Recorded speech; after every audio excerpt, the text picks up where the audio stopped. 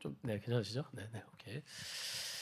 네, 우리 내 부모를 공경하라라는 제목으로 우리 하나님 말씀 전하도록 하겠습니다. 자, 우리 일화 중에 이제 미국 텍사스에 이제 한 남자가 있었습니다. 한 남자가 이 아내와 4명의 자녀가 있었는데 이 남자가 뭐 여러 가지 이제 이유로 여러 가지 사정으로 이 아내와 4자녀를 다 버려버렸습니다. 버리고 캘리포니아로 가가지고 이 30년 동안 오직 자기 자신만을 위해 살았다고 합니다. 그런데 나중에는 돈 한 푼 없이 이렇게 죽게 되었어요. 죽게 되어가지고 근데 이제 죽으면서 또 이렇게 유서를 썼습니다. 자, 어떤 유서였냐면은 자신의 시체를 고향 텍사스에 묻어 달라는 그런 유언을 남겼다고 합니다. 유언도 남기고 유서도 썼다고 해요. 근데 텍사스에 살고 있는 이 자녀들은 그 소식을 듣고 어떻게 했습니까? 어떻게 했겠습니까? 아주 이렇게 붕괴를 했습니다. 네, 이렇게 얘기하는 것이죠. 그 사람이 우리와 무슨 상관이 있냐? 네, 아버지로서 우리에게 해준 게 뭐가 있는데? 그 사람 때문에 어머니와 우리가 얼마나 고생했는데 왜 우리가 이런 수고와 돈까지 들여서 그렇게 해야 되냐? 그러나 이 신앙심이 깊은 이 장남인 아들은 어떻게 했습니까? 아무 말 없이 이 동생들의 불평을 들었습니다. 그리고는 그는 캘리포니아로 가가지고 이 아버지의 시신을 운구해 왔습니다. 자, 이게 쉬운 일은 아니죠. 뭐 재정도 들고 시간도 들고 여러 가지 많은 수고와 땀이 필요한데 그럼에도 불구하고 그 시신을 이제 운구해 왔고 또 장례까지 다 이렇게 치렀습니다. 그리고서 이 장남인 아들은 이 동생들에게 딱 한마디만 남겼어요. 뭐 다른 거 이제 하지 않고 이 말만 남겼습니다. 성경에 내 부모를 공경하라고 쓰여 있을 뿐 어떤 부모라는 말은 없단다. 이렇게 했습니다.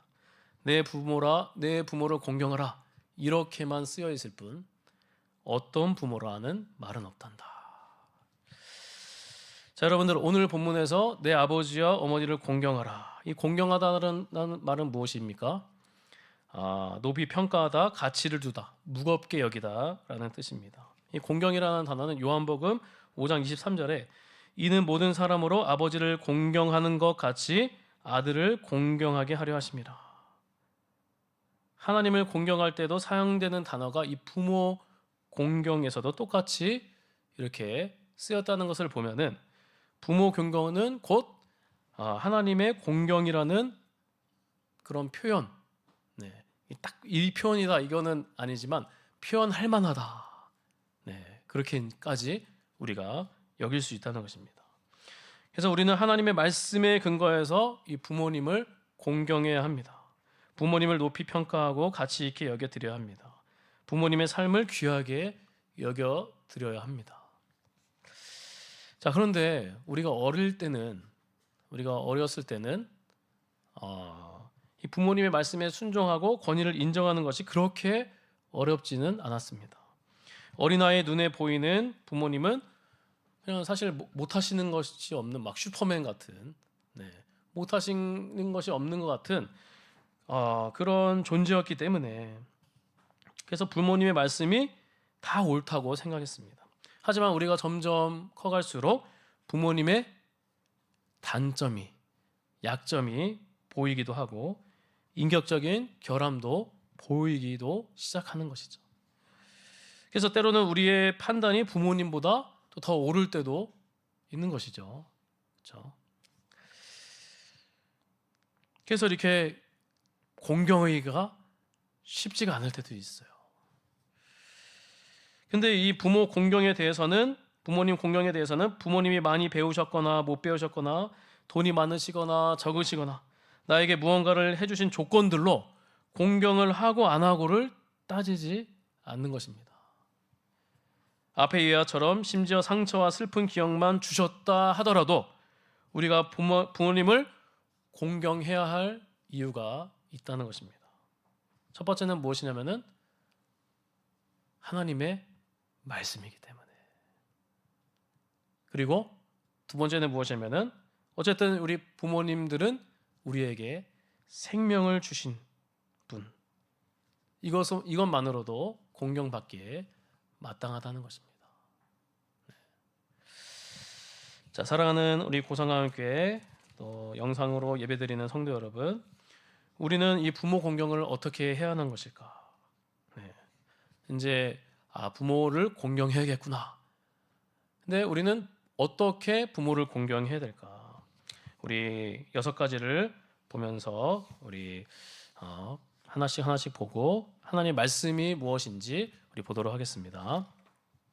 우리 첫 번째는 무엇이냐면은 부모를 공경하는 것이 부모를 우리 첫 번째 PPT가 우리 있는데 하나씩 넘겨주시면은 감사하겠습니다.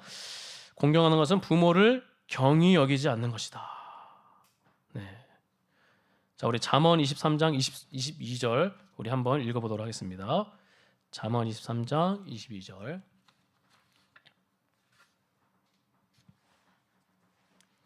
네, PPT 없나요?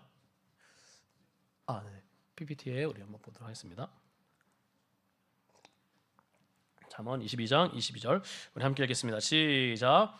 널 낳은 아비에게 청정하고 내 늙은 어미를 경히 여기지 말지니라. 저희 틀렸네요. 늙은 어미. 네, 경히 여기지 말지니라. 자, 우리 부모를 어떻게 합니까? 공경하는 것은 부모를 경히 여기지 말라. 우습게 여기지 말라는 것입니다. 자, 일반적으로 사람이 늙게 되면은 어떻게 됩니까? 키도 줄어들게 되고 몸도 왜소해집니다. 기운도 떨어지고 건망증도 생기고 성격도 달라지기도 합니다. 삐치는 일도 많아질 수 있죠. 똑같은 이야기를 반복할 수 있고 잔소리가 많아질 수도 있습니다. 했던 얘기 계속 반복하는 게 있어요. 제가 아는 우리 권사님이나 어떤 분도 전화 통화를 하면은 제가 한 7번 들은 그 얘기 있어요. 그래도 저는 처음 들은 것처럼 어쨌든 이제 있습니다. 그래서 이 많은 사람들이 이런 이유로 부모님의 약점과 또 시간이 지나면 연세가 들면 들수록 약점과 단점이 또 보일 수도 있습니다. 네. 그래서 많은 사람들이 늙은 아버지 어머니를 그런 이유로 경히 여기기가 쉬워집니다. 어르신들을 가볍게 볼 수가 있습니다. 그렇지 않습니까? 그래서 어제도 이렇게 보면서 지나가면서 이렇게 자전거 타시는 어르신들 이렇게 보면은 위험할 때가 있어요. 네, 그럴 때도 있는데, 근데 한편으로는 왜 이렇게 타실까 이렇게 하는 경우가 있는데, 내가 나중에 저렇게 탈 수도 있겠구나 이런 생각도 드는 거예요. 내가 저렇게 탈 수도 있겠구나. 그러나 우리 그리스도인들은 연세가 있으신 분에게 정말 잘해야 되는 것이죠. 부모님을 가볍게 여기면 안 됩니다. 자신에게 맞지 않는 이야기가 들리더라도 부모님의 말을 청정하고 수용하는 자세가 필요합니다. 물론 여기서 중요한 것은 하나님의 말씀과 반대되는 일이 있을 수 있죠. 교회를 가지 마, 믿지 마 이런 것들이 있는데 이거는 달라요.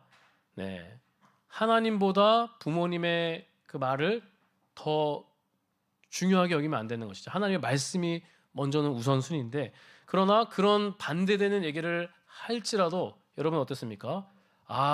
아직은 믿지 않는 분이시기 때문에 그러실 수 있겠구나. 그러면서 부드러운 그런 지혜가 정말 뱀처럼 지혜롭고 그 다음에 비둘기처럼 순결한 그런 전략이 필요하다는 것이죠. 자, 둘째는 무엇이냐면은 부모를 공경하는 것은 우리 부모를 구박하지 않는 것입니다. 우리 잠언 19장 26절 우리 한번 읽도록 하겠습니다. 19장 26절 읽겠습니다. 시작. 아비를 구박하고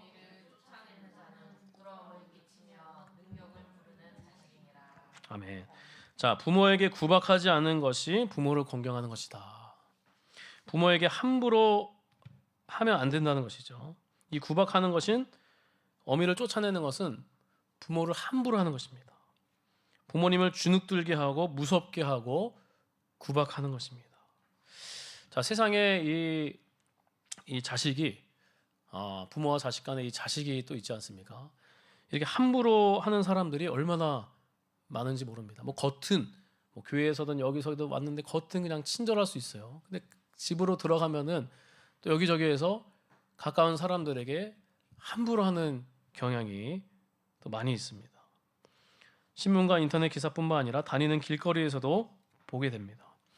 근데 여러분들, 이 부모와 자식 간에 이 자식은 부모를 가르치거나 책망할 수 있는, 그런 구박할 수 있는 그런 위치가 아니라는 것이죠. 네. 부모님에게 부탁은 드릴 수는 있어요. 그러나 부모님에게 함부로 하거나 구박을 하면 안 됩니다. 선을 넘지 말아야 할 것이 있는 것이죠. 그렇죠. 선을 넘지 말아야 되는. 네. 그래서 우리가 이 정말 부모님이 나를 힘들게 할 수도 있을 수 있어요. 여러분들의 상황을 다 모르겠지만 그럼에도 불구하고 선을 넘으면 안 된다. 선을 넘으면 안 된다. 우리 다윗이 어떻습니까? 다윗이 사울 다윗 왕의 그런 얘기 많이 듣지 않았습니까? 사무엘상 24장 또 사무엘상 26장을 보면은 다윗이 사울을 죽일 수 있는 그런 기회가 있었습니다. 그렇게 자신을 그렇게 폭력하고 죽이려고 하고 압박하고 그렇게 많은 사람들 앞에서 그렇게 저 사람은 나쁜 사람이다, 그렇게 아주 거짓 그렇게 증언하고 그러면서 이제 쫓겨났어요. 도망자의 신세가 됐어요. 그래서 근데 도망자의 신세 있는데도 또 다윗을 쫓아오는 거예요. 거기서 빠져나왔는데도 쫓아와서 죽이려고 하는 것입니다. 저 다윗을 없애야 내 마음이 편하겠다. 쫓아왔는데 그 동굴에서 이제 잠시 용변을 보는 그런 찰나에 이 다윗이 이제 동굴에 있었어요. 충분히 죽일 수 있었는데 끝까지 기름 부음 받은 왕은 죽이면 안 된다. 하나님의 뜻을 구하자. 네, 그렇게까지 하는 다윗입니다. 뭐 이것과 좀 다르긴 하겠지만 우리 부모님들이 혹여나 너무나 힘들게 하는 그런 상황이 있더라도 우리는 선을 넘으면 안 됩니다. 그런 말씀을 근거해서. 자, 우리 셋째로 보도록 하겠습니다. 부모를 공경하는 것은 우리 부모를 저주하지 않는 것이다. 우리 셋째 다시 한번 읽어볼까요? 읽겠습니다. 시작. 부모를 저주하지 않는 것. 네, 우리 잠언 30장 11절 우리 읽도록 하겠습니다. 죄송합니다. 우리 잠언 30장 11절 읽겠습니다. 시작. 아비를 저주하며 어미를 축복하지 아니하는 무리가 있느니라. 우리 잠언 30장 17절 읽겠습니다. 시작. 아비를 조롱하며 어미 순종하기를 싫어하는 자의 눈은 골짜기에 독수리 새끼에게 먹히리라. 아멘. 그래서 부모를 공경한 것은 무엇이라 했죠? 부모를 저주하지 않는 것이다. 그래서 우리가 이제 친구랑 또 많은 사람들과 대화하면서 이 부모님을 욕하지 않기를 또 우리에게 축복합니다. 형제들끼리도, 특히 형제들끼리 이 부모님이 이렇다 저렇다 이렇게 판단하고 정죄하는 경우들이 얼마나 많은지 모릅니다.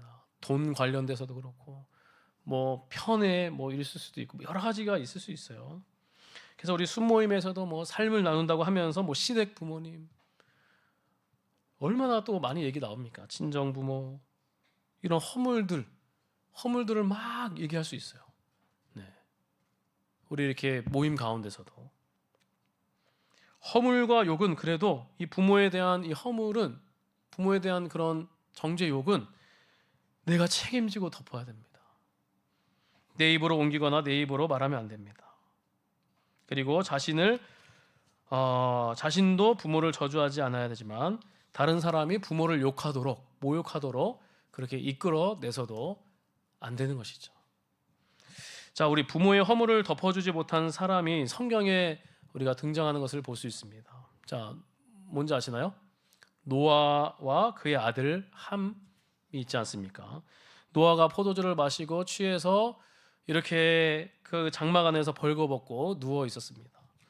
그 아들 함이 어떻게 했습니까? 아버지의 벌거벗음을 보고 그 모습을 보고 정말 이 밖으로 나가서 두 형제에게 이야기했습니다. 그냥 아마도 비아냥거리면서 그러니까 그 허물을 막 드러내고 비아냥거리면서 말했을 것입니다. 아버지가 술에 취해서 저렇게 옷을 벗고 계신다. 정말 내가 부끄럽고 창피하다. 왜 저러시는지 모르겠다. 노아의 다른 아들 셈과 야벳은 어떻게 했습니까? 옷을 취해서 자기들의 어깨에 메고 뒷걸음쳐 들어가서 아버지의 하체를 덮었습니다. 그들은 얼굴을 돌이켜 아버지의 하체를 보지 않았습니다. 자, 근데 이 함에 대해서 성경은 뭐 어떻게 기록되고 있나, 평가가 되고 있나, 또 여러 가지 또 이유로 인해서 부분도 있지만 창세기 9장 25절에 보면은 가나안은 저주를 받아 그의 형제의 종들의 종이 되기를 원하노라. 이 가나안은 노아의 아들 함입니다. 아버지가 술에 취해 벌거벗고 누운 것은 분명한 사실입니다. 함이 없는 이야기를 한 것은 아닙니다. 있는 사실 그대로 형제들에게 말했는데 그런데 그에게 저주가 임했습니다. 여러 가지 또 이유가 있지만 이런 이유에서도 아버지가 술에 취해 벌거벗고 누운 것은 허물입니다. 그 허물을 덮은 두 아들이 있고 그 허물을 형제들에게 말한 아들이 있는 것입니다. 사랑하는 우리 귀한 성도 여러분, 이 부모의 허물은 책임지고 우리가 좀 가려드려야 합니다. 이것이 사람의 본분이자 자녀의 도리입니다. 자, 여러분들, 우리는 부모님과 함께 살지 않았습니까? 우리 부모의 모든 것을 다 알지 않겠습니까? 다른 사람이 모르는 부모의 허물을 우리 자녀들은 또 알 수도 있는 것이죠. 근데 이 부모의 허물이 막 드러나서 이 부끄러움을 당하지 않도록 이 자식의 도리가 있는 것입니다. 자, 여러분들, 만약에 부모님들이 허물이 있어요. 뭐 술이든 뭐든 뭐 이렇게 행패든 막 이런 게 있는데 어느 순간 예수님을 잘 믿어서 회개하고 주님 앞에 나올 수 있잖아요. 우리 교회에 나올 수 있는 거예요. 내가 다니던 교회에 나올 수 있어요. 근데 막 교회 사람들에게 막 우리 이미 허물들을 다 얘기해놨어요. 다 얘기했는데 아버지 부모님만 모르는 거예요. 근데 나중에 막 뒤에서 막 들을 수도 있는 거잖아요. 창피해서 어떻게 또 다니겠습니까? 자서전 간증들. 자, 저는 이것도 중요하다고 생각해요. 자서전에서 자신의 자서전을 쓴다고 막 부모의 허물을 막 자서전에 다 써놔요. 그런 책을 제가 여러 번 봤는데 저는 그 책 되도록 안 봅니다. 그냥 자기의 부모의 허물 다 써놓는 거. 간증 때도 막 너무 이렇게. 저는 그거는 좀 지양하는 게 좋습니다. 자, 이것은 부모님에게만 적용되는 것이 아닙니다. 우리를 아는 사람들, 우리를 만난 사람들의 허물을 덮어줄 수 있어야 합니다. 교회 안에서도 성도 간에 문제가 발생할 수 있습니다. 여러분들 교회 안에서 나중에 우리가 갈등이 생길 수 있어요. 여러 가지 문제가 생길 수 있습니다. 처음에는 막 좋다가도 뭐 여러 가지 이유로 문제와 갈등이 생겨서 또 어떤 성도가 혹여나 교회에서 나갈 수도 있습니다.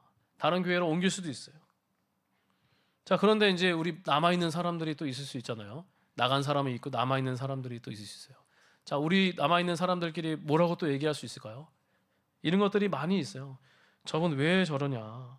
이런 상황에서 어떻게 나갈 수 있지? 막 이렇게 아유 막 이러면서 막 비아냥거릴 수가 있다는 것입니다. 그러나 우리가 그거 역시도 그 사람의 허물을 드러내지 말아야 합니다. 여러 가지 몸과 마음이 아플 수 있고 영적으로 침체기가 올 수도 있고 개인적인 사정이 있을 수도 있고 마음이 상할 수도 있기 때문입니다.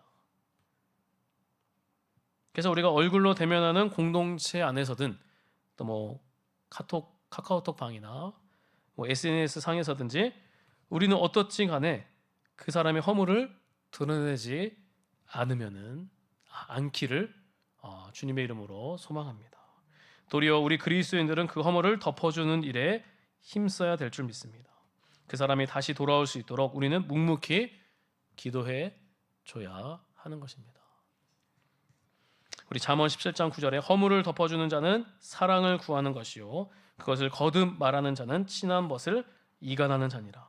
잠언 10장 12절에 미움은 다툼을 일으켜도 사랑은 모든 허물을 가리느니라.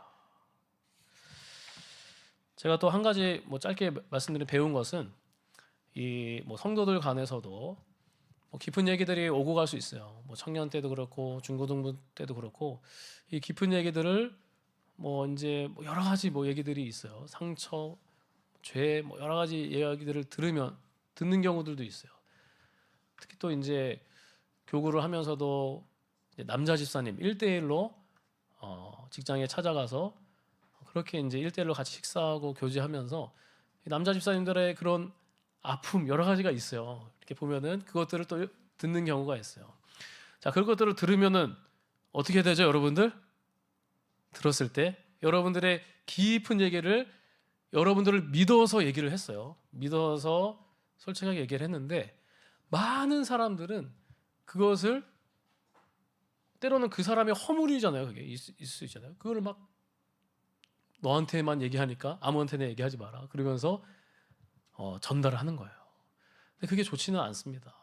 정말 그렇게 신중하게 얘기하고 나만 알고 있었으면 좋겠다라는 것을 우리는 지켜줘야 돼요. 네. 그래서 저도 중고등부 때나 이렇게 깊은 얘기도 있으면은 저는 끝까지 다 지켰습니다. 네. 만약에 지키지 않았다면은 이미 소문이 났겠죠. 저 서울학교에서 저기 목사는 이렇게 다 얘기하는 사람이다. 네. 상담원의 역시 핵심이 뭔지 아십니까? 상담원의 핵심. 다른 여러 가지가 있겠지만 비밀을 지켜주는 거예요. 누군가에게 막 드러내면 안 돼요. 우리가 그런 것도 우리가 중요하다는 것입니다. 그 사람을 소중히 여긴다면은 그래서 우리가 성도 간에도 앞으로 우리가 그런 것들도 우리가 잘 지켜주면서 나아가기를 소망합니다. 자, 우리 넷째, 우리 몇 개 안 남았습니다. 넷째, 부모를 공경하는 것은 부모를 욕되게 하지 않는 것이다. 우리 잠언 28장 7절을 우리 한번 읽어볼까요? 읽겠습니다. 시작. 탐하는 자와 네. 부모를 공경하는 것은 부모를 욕되게 하지 않는 것이다. 욕되게 하지 않는 것은 거룩하게 사는 것입니다. 세상과 또 구별되어서 또 살아가야 하는 것이죠. 자, 탐하는 자와 사귀는 자. 여러분들 정말 예수를 또 믿지도 않고 정말 이 그룹으로 죄를 짓는 그냥 아무 죄책감 없이 그런 세상의 사람들도 많이 있지 않습니까? 네. 그러므로 인해서 우리의 행동과 처신을 잘못되게 될 때 우리 부모님에게 욕으로 돌아갈 수 있습니다. 부모님에게 영광으로 돌아갈 수도 있고 욕으로도 돌아갈 수 있다는 것입니다. 우리가 어떤 죄를 짓거나 사고를 내게 되면 부모가 대신해서 얼굴을 들지 못하고 부끄러운 상태가 되는 어쩔 줄 모르는 상태가 될 수도 있습니다. 그래서 우리는 정말 부모님에게 영광을 부끄러움이 아니라 영광을 드러내는 그래서 우리가 정말 이 살아가면서 이 탐하는 자 또 물론 이제 우리가 불신자들하고도 막 사귀지 말라는 것이 아닙니다. 근데 여러분들 그런 죄의 영향에 우리가 빠질 수 있어요. 여러분들이 믿음이 단단하고 정말 전도하기 위해서 복음을 전하기 위해서 이렇게 같이 함께 어울린다면 괜찮아요. 네, 그런 마음을 가지고 마인드를 가지고 그러나 그렇게 하기가 쉽지 않습니다. 네, 그렇게 오히려 내 자신이 빠질 수가 있다는 것입니다. 네, 돈에 있어서 거짓에 있어서 여러 가지 막 타협을 할 수도 있다는 것이죠. 그래서 우리는 이 탐하는 자와 사귀지 말고 정말 거룩하게 세상과 구별되어 살아가면서 부모님을 욕되지 않게 하시기를 주님의 이름으로 축복합니다. 자, 우리 다섯째, 부모를 공경하는 것은 부모의 근심과 고통이 되지 않는 것이다. 좀 비슷하죠? 잠언 17장 25절 읽겠습니다. 시작. 미련한 아들은 그 아비의 근심이 되고 그 어미의 고통이 되느니라. 미련한 아들은 그 아비의 근심이 되고 어미의 고통이 된다. 이 자녀로 인해서 평생 근심하다가 이 생을 마감하는 그런 경우도 많이 있습니다. 네. 그래서 우리가 부모님에게 근심이 되고 부모님에게 고통이 되는 일을, 그런 미련한 아들이 되면은 안 됩니다.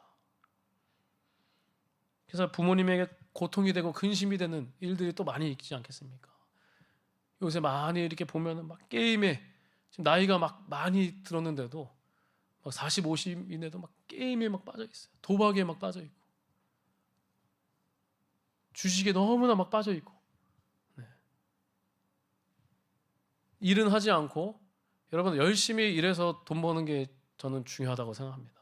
한 방을 막 노리다가 그러면 오히려 더 망가질 수 있어요. 네. 열심히 땀 흘려 일해서 얻은 소득으로 이렇게 하나님께 영광 올려드리고, 네. 오히려 더 삶이 망가질 수도 있다는 것이죠. 술로 인해서 막 술에 그냥 막 거기에 막 중독이 되어서,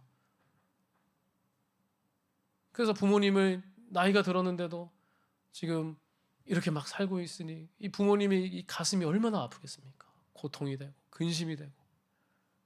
네. 자, 우리 마지막 여섯째, 부모를 공경하는 것은 무엇입니까? 부모를 즐겁게 해드리는 것이다. 우리 잠언 23장 25절 읽도록 하겠습니다. 시작. 내 부모를 즐겁게 하며 너를 낳은 어미를 기쁘게 하라. 자, 부모 공경이 그렇게 어려운 것이 아닙니다. 부모 공경하는 것은 어떻게 하면은 부모님을 기쁘게 할까 고민하는 것입니다. 형제와 사이좋게 지내는 것. 네. 그것도 참 중요합니다. 네. 형제와 사이좋게 지내야 돼요. 그냥 막 돈 때문에, 막 재산 때문에, 뭐 상속 때문에, 뭐 때문에 형제끼리 막 싸우고 부모님들이 마음이 편하겠습니까? 또 성실하고 정직하게 일하는 것, 맡겨진 학업에 최선을 다하는 것. 우리 학생들도 여기 400명이 있는데 400명이잖아. 100명, 200명, 300명. 자, 어떻습니까? 자, 학생 인생의 전부는 공부는 아니다. 박수 치네. 인생의 전부는 공부는 아닙니다. 그러나 이제 박수가 안 나올 수도 있습니다. 하나 더 있어요. 그러나 학생의 전부는 공부다. 미안해요. 학생의 전부는 인생의 전부는 공부는 아닌데 학생의 전부는 공부다. 우리 다은이 표정이 별로 안 좋은데. 네. 자, 어쨌든 우리가 학생으로서는 또 열심히 또 공부해야 돼요. 네. 공부하는 거. 네. 그것도 부모를 기쁘게 해드리는 거예요. 우리 큰 다은이도 요새 공부 열심히 하던데. 주은이랑 이렇게 문제 풀고 얼마나, 설교 노트도 얼마나 잘 쓰든지. 잘하고 있어요. 자, 우리 부모님에게 또 한 가지만 더 놓고 마치도록 하겠습니다. 그리고 부모님에게 재정적으로 지원하는 것이 부모님을 공경하는 것이다. 여러분들 이게 물질이 있는 곳에 또 이게 사실 마음도 있어요. 보면요, 그렇죠? 결혼을 하고 가정을 이루었거나 결혼을 하지 않아도 매달 고정적인 수입이 있다면은, 수입이 좀 이렇게 고정적이지 않다면은 좀 나중에 천천히 고정적으로 수입하면 됩니다. 막 우리 주은이가 막 매달 막 이렇게 안 줘도 돼요. 이렇게 수입이 없는데. 수입 있나요? 자, 이렇게. 근데 이 수입이 있다면은 부모님에게 용돈을 드리는 것이 부모님을 기쁘게 해드리는 것이고 공경하는 것입니다. 부모님에게 돈을 드리는 것입니다. 자, 우리 디모데전서 5장 4절, 5장 4절을 우리 몇 구절 안 남았는데 읽도록 하겠습니다. 디모데전서 5장 4절 읽겠습니다. 시작. 만일 어떤 부모에게 자녀나 손자들이 있거든 그들로 먼저 자기 집에서 효를 행하여 부모에게 보답하기를 명령하라. 이것이 하나님 앞에 받으실 만한 것이다. 아멘. 자, 이 보답이라는 단어는 영어 성경에서 뭐라고 나올까요? 리턴이라고 나옵니다. 리턴. 돌려준다는 의미입니다. 그래서 부모에게 보답하기를 할 때 부모님에게 리턴한다는 것이죠. 그래서 우리가 어렸을 때 이 받은 은혜들이 있지 않습니까? 여러분들 다 부모님들이 막 일해서 그렇게 해서 여러분들 어쨌든 먹여주고 입혀주고 그런 것들이 있지 않습니까? 이런 받은 것들을 다시 돌려드린다. 리턴, 보답하다. 그래서 부모님에게 용돈, 돈을 보내는 것입니다. 그런데 이 많은 사람들은 여러 가지 핑계를 만들어서 부모님에게 돈을 드릴 것이 없다는 그런 일들이 있는 것이죠. 예수님 당시에도 하나님의 말씀을 자신들의 전통으로 이제 전통을 만들어서 그렇게 악용하는 일들이 있었습니다. 우리 마가복음 7장 10절에서 13절 우리 한번 읽어볼까요? 마가복음 7장 10절에서 13절 읽겠습니다. 시작. 모세는 내 부모를 공경하라 하고 또 아버지나 어머니를 모욕하는 자는 죽임을 당하리라 하였거늘 너희는 이르되 사람이 아버지에게나 어머니에게나 말하기를 내가 더러 유익하게 할 것이 고르반 곧 하나님께 드림이 되었다고 하기만 하면 그만이라 하고 자기 아버지나 어머니에게 다시 아무것도 하여 드리기를 허락하지 아니하여 너희가 전한 전통으로 하나님의 말씀을 폐하며 또 이 같은 일을 많이 행하느니라. 아주 이렇게 하나님의 말씀을 자기들만의 그냥 전통으로 자기들만의 말씀으로 바꾸어서 그렇게 해석해버리고 그렇게 삶으로 적용을 한다는 것입니다. 어떻게 하죠? 고르반. 자, 이 고르반은 무엇입니까? 하나님께 드리기 위해서 거룩하게 구별해 놓은 헌물입니다.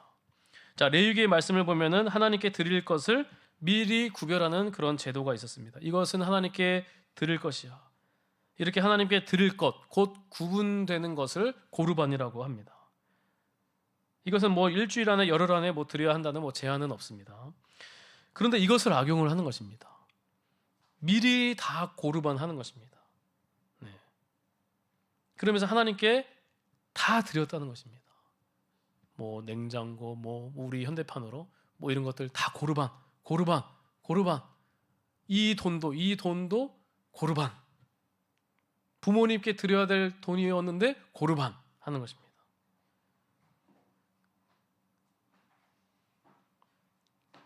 그러니까 하나님께 드림이 되기만 하면은 그만이라고 하는 것입니다. 하나님께 드림이 되었다고 하면서 자기 아버지나 어머니에게 아무것도 주지 않는다는 것이다. 자, 주변 사람이 얘기하는 것이에요. 어떻게 부모님에게 용돈과 생활비를 또 이렇게 뭐 선물을 생일 때나 생신 때나 이렇게 주질 않냐. 이렇게 얘기하는 거예요. 저는 부모님에게 돈을 드리고 싶은 마음이 굴뚝 같습니다. 그런데 제가 이것을 하나님께 드렸습니다. 이것도 고르반입니다. 저것도 고르반입니다. 엊그제도 또 고르반 했습니다. 그러니 하나님께 드렸는데 부모님에게 뭐라고 말할 수 있겠습니까? 이렇게 이제 내용이 나오는 것이죠. 부모님에게 돈을 드리지 않으면서도 죄책감도 없고 다른 사람들로부터도 비난도 안 받는 것이죠. 나 하나님께 드렸다. 그러면서 그 돈을 또 다 쓸 수 있는 거예요. 그래서 이 고르반은 정말 하나님께 드리고 싶어서 그런 것이 아니라 부모님께 돈을 드리지 않는 논리를 개발한 것이고 그런 명분을 삼는다는 것입니다.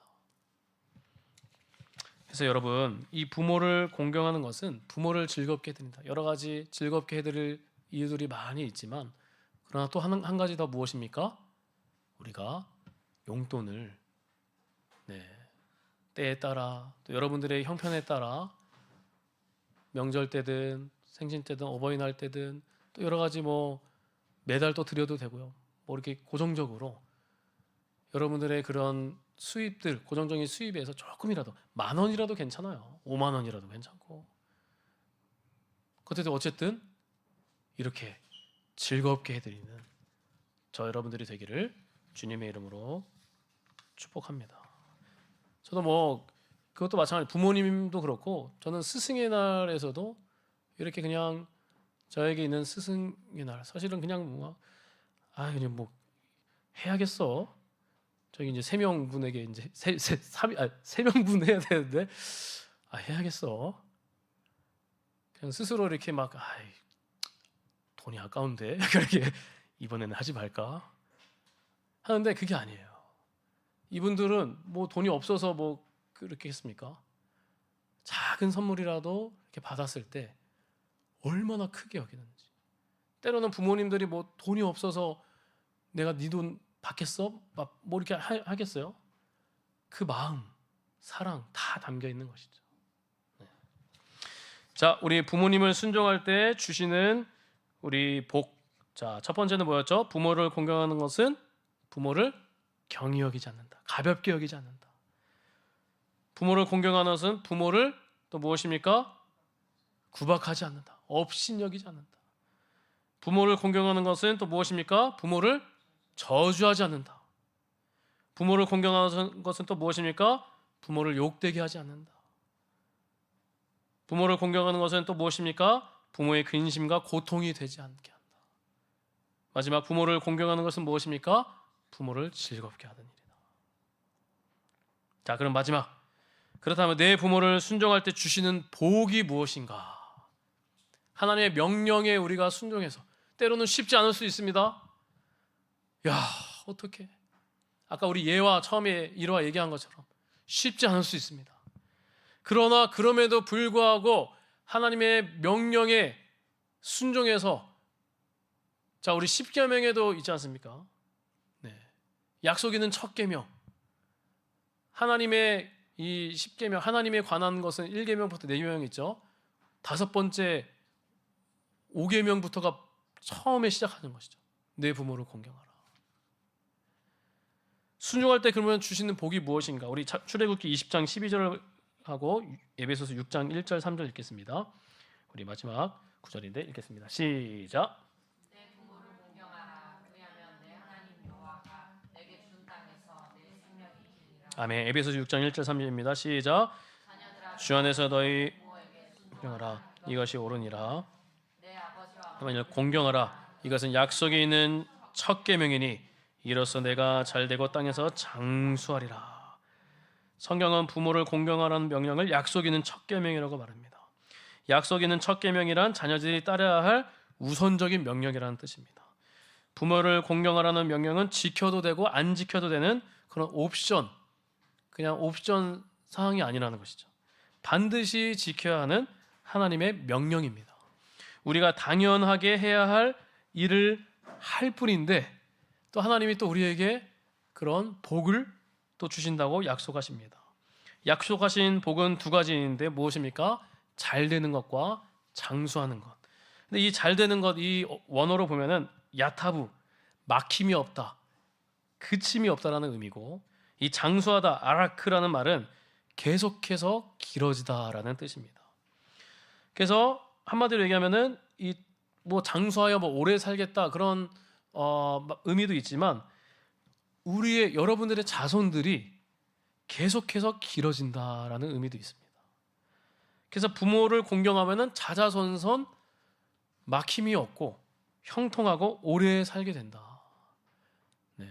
하나님 은혜 안에서 주 예수 그리스도 안에서 이게 뭔가 뭐 승승장구한다, 뭐 세상적으로 물질적으로 뭐 그것도 있을 수 있어요.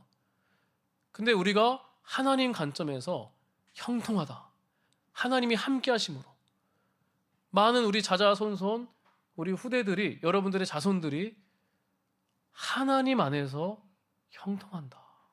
이런 복이 있어요. 요셉이 하나님과 함께했을 때 형통하듯이.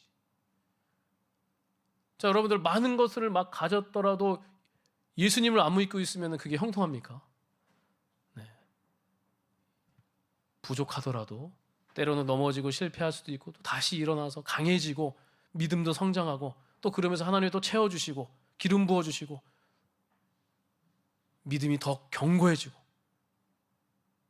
땅에 기름진 복도 주시고 그러면서 또 베풀기도 하고 사람들이 또 모이기도 하고 하나님 앞에 사람 앞에 또 인정받는 그런 자자손손 그런 은혜가 있을 수 있다는 거예요. 이 비밀이 있어요, 여러분들. 이 비밀이. 부모를 공경할 때. 네. 세상의 원리를 따르지 않고 세상의 논리를 개발하지 않고 세상의 다른 핑계와 이유를 찾지 않고 오직 성경대로 부모님을 공경했으면 좋겠습니다. 하나님께서 성경대로 부모를 공경하는 자에게 하늘에 속한 신령한 영적인 복뿐만 아니라 땅의 기름진 복으로도 풍성하게 채워주실 줄 믿습니다. 우리 나의 영혼이 잠잠히 우리 하나님께 찬양하고 우리 기도하겠습니다.